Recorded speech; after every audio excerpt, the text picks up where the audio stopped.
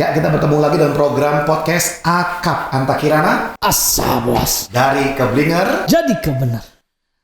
Topik kita hari ini membahas topik yang judulnya doa nggak dijawab, kurang iman. Wah, Ya. Nah, pernah nggak Pak Boas mengalami atau konseling, ngobrol, mendengar ada orang-orang Kristen yang berkata, kalau kamu doanya belum dijawab, kurang iman kali. Sering Pak Anta. Bahkan saya sendiri juga dulu begitu Pak Anta. Kenapa sih nggak dijawab Tuhan nih? Kurang iman. Gitu. Oke. Jadi kalau kita berbicara tentang konsep jawaban doa, apakah jawaban doa itu bergantung kepada iman kita besar, sedang, atau kecil? Iya. Kalau imannya kecil, maka doa nggak dijawab. Atau doa nggak dijawab itu bukti imannya kecil atau kurang iman. Kalau mau doanya dijawab, maka imannya nggak boleh kurang, harus banyak atau besar. Gimana penjelasan Pak Abu? Ya, biasa Pak Anta, teman-teman orang suka pakai ayat Yakobus pasal 5 itu yang tentang doa orang yang benar bila dengan yakin didoakan sangat besar kuasanya. Ketika kita mengerti ayat itu, orang sering memahaminya dengan secara keblinger. Kenapa keblinger? Karena orang suka besar kuasanya aja. Tapi proses sebelum berdoa itu dia tidak mau ikutin Pak Anta. Yang pertama dikatakan doa orang yang benar. Pertanyaannya, benar nggak orangnya? Ya. Berarti orang benar itu siapa? Orang yang sudah percaya Tuhan Yesus. Betul. Orang yang sudah dibenarkan. Lalu dengan yakin didoakan. Nah, orang seringkali kecelek nih dengan ini. Yakin tuh ngomongin iman. Padahal kata yakin yang dimaksud dalam Yakobus pasal 5 ayat 16 itu bicara tentang keyakinan atas rencana Tuhan. Bukan keyakinan atas jawaban Tuhan. Doa. Gitu ya, jadi jangan sampai keblinger tuh. Lalu orang langsung shortcut. Udah, yang penting besar kuasanya. Nah ini yang biasa membuat orang berkata, oh kalau doa saya nggak dijawab berarti saya kurang iman. Imannya kurang. Imannya kurang. Padahal berarti kalau begitu, tidak semua doa itu dijawab dong. Persis Pak Anta. Dan ketika kita meminta sesuatu, belum tentu permintaan kita kan sesuai dengan rencana Tuhan. Betul. Iya. Berarti keblinger dong kalau orang berkata bahwa kalau doamu belum dijawab, itu imanmu kecil. Iya. Kurang iman. Benar. Makanya kalau orang hidup oleh imannya dia saja gitu ya, terhadap jawaban, terhadap sesuatu, maka orang itu belum menjadi orang benar. Orang itu harus punya iman terhadap apa yang Tuhan mau atau rencana Tuhan, baru diaplikasikan dalam iman dia kesehariannya, Pak Anta. Nah, tapi pertanyaannya, kalau kita berdoa, tetap harus pakai iman nggak doanya? Persis harus. Tapi imannya terhadap rencana Tuhan, Pak Anta. Bukan iman terhadap apa yang akan mau kita capai, apa yang kita mau harapkan. Jadi bukan berdoa, Tuhan berdoa supaya aku dapat rumah, aku berdoa supaya pekerjaanku naik jabatan, aku berdoa supaya adikku sembuh. Itu imannya bukan kepada bahwa apa yang kita doakan menjadi kenyataan, tapi imannya kepada jadilah kehendakmu di bumi seperti di surga. Begitu ya? Berarti jawaban doa itu terjadi atau tidak terjadi itu nggak ada hubungannya dengan iman kita. Betul, nggak ada Pak Anta. Saya ingat, teman-teman juga pasti ingat tentang peristiwa si Paulus, Rasul Paulus dalam 2 Korintus 12. Saya bacakan saja ayatnya. 2 Korintus 12. Dan supaya aku jangan meninggikan diri karena pernyataan-pernyataan yang luar biasa itu, maka aku diberi suatu duri di dalam dagingku. Duri dalam daging. Ya, jadi banyak penafsiran duri dalam daging itu bicara tentang sakitnya dia, atau bicara tentang kesehatannya dia, gitu ya, tentang sakit atau kesehatan, atau tentang kebiasaan buruknya dia. Jadi, tapi apapun itu dia bilang duri dalam daging gitu Pak Anta. Dan dia berdoa untuk itu. Dikatakan tentang hal itu, aku sudah 3 kali berseru kepada Tuhan. 3 kali berdoa. 3 kali berdoa. Teman-teman, Rasul Paulus adalah rasul yang Tuhan pakai banyak kali mukjizat. Sampai dia adalah rasul yang dengan sapu tangannya saja bisa menyembuhkan orang, Pak. Betul. Lah kok bisa dia doa 3 kali minta tolong Tuhan cabut duri dalam daging? Nggak bisa. Tuhan nggak jawab. Tuhan nggak kasih. Nggak kabulkan, Pak. Nah, lalu kalau begini, apakah berarti Rasul Paulus ada rasul yang kurang iman? Enggak dong. Karena ternyata dia memahami ayat 9, tetapi jawab Tuhan padaku, cukuplah kasih karunia-Ku bagimu, sebab justru dalam kelemahanlah kuasaku menjadi sempurna. Sebab itu, kata Paulus, terlebih suka aku bermegah atas kelemahanku, supaya kuasa Kristus turun naunnya. Dahsyat ya. Dahsyat. Justru iman yang sesungguhnya Panta adalah ketika kita bisa bermegah sekalipun doa kita tidak dijawab. Oke.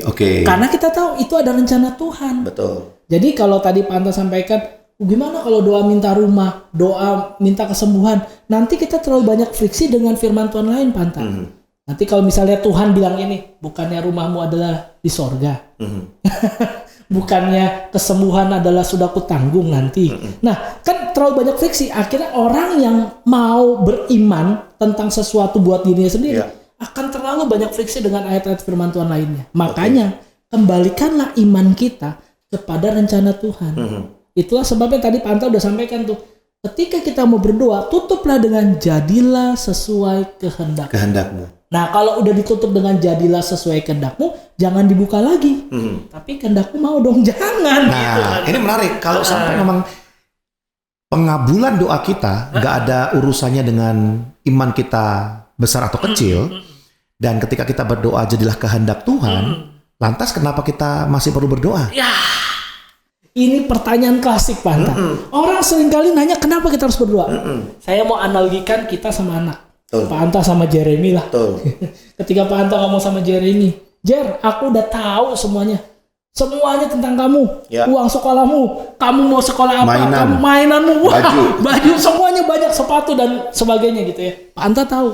Tapi lalu kalau Jeremy bilang, udahlah, Papa udah tahu nih, aku gak usah ngomong lagi ya sama Papa. Kira-kira Pak Anta rasanya gimana, Pak? Pengennya ada sesuatu yang dia lakukan lah. Minta, ngomong. Persis. Ada komunikasi kan, Pak Anta. Jadi doa teman-teman itu adalah komunikasi kita sama Tuhan. Seringkali juga kan ketika mungkin anak kita minta, Pak aku mau mainan A, mainan B. Lalu kita lihat sesuai umurnya enggak nih mainan ini. Apa edukasinya mainan ini kan gitu kan. Maka kita bisa kasih tahu sama dia, nah nanti ya mainannya bukan yang ini dulu, umurmu belum cukup nih. Tapi itu kan perlu komunikasi, Pak Anta.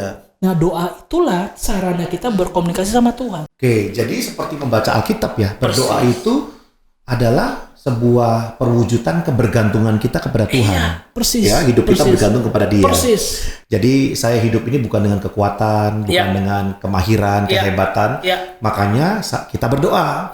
Dan ketika kita berdoa, doa kita itu orang benar, doa kita itu yakin bahwa Tuhan punya rencana dalam kehidupan kita. Amin. Dan kalau itu memang dijanjikan Tuhan untuk diwujudkan Tuhan buat kita, kita akan memperolehnya. Berarti nggak ada urusan dong dengan kurang iman, banyak iman gitu ya.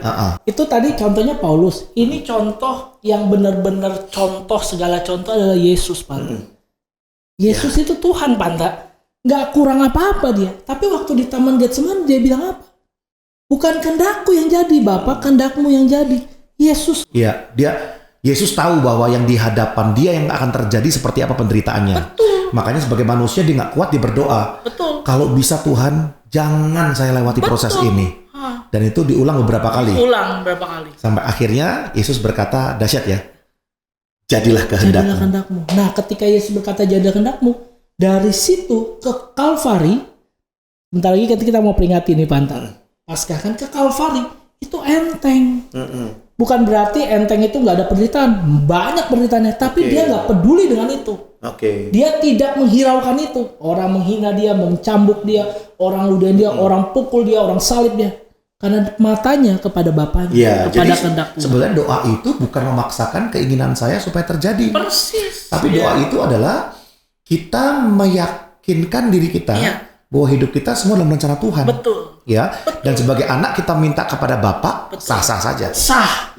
Mungkin kita meminta kebutuhan, meminta keinginan. Tapi ya Tuhan tahulah apa yang menjadi kebutuhan kita sebenarnya. Oke, baik. Jadi kalimat terakhir apa nih yang mau disampaikan buat para pendengar kita? Iya, doa itu kan kalau saya boleh kasih bahasa klasiknya, doa DOA, didengar oleh Allah. Jadi bukan dijawab oleh Allah. Didengar oleh Allah. Jadi yang penting itu komunikasi, Pak Anta. Ketika kita berdoa, kita berkomunikasi sama Tuhan, justru Tuhan di situ benar-benar kasih tahu sama kita lewat firman Tuhan bahwa apa yang terbaik buat hidup kita. Dan kita bisa jalankan sesuai dengan apa yang Tuhan mau dalam hidup kita. Jadi doa tidak lebih dari sekedar kita komunikasi pada Tuhan. Karena jawaban doa yang sesungguhnya adalah salib, Pak Anta. disaliblah semua kebutuhan manusia. Sudah dijawab. Dijawab Tuhan. Oke. Jadi kalau kebutuhannya udah dijawab, sudah dipersiapkan, ya kita jangan berdoa untuk kebutuhan itu, tapi berdoalah supaya Tuhan menggenapkan rencananya di dalam hidup. Ya, tadi yang menarik adalah didengar oleh Allah. Ya, jadi doa itu komunikasi kita dengan Tuhan, membangun hubungan dengan Dia. Oke, baik. Kita tentunya diberkati dengan podcast hari ini. Sampai jumpa ke episode berikutnya. selanjutnya.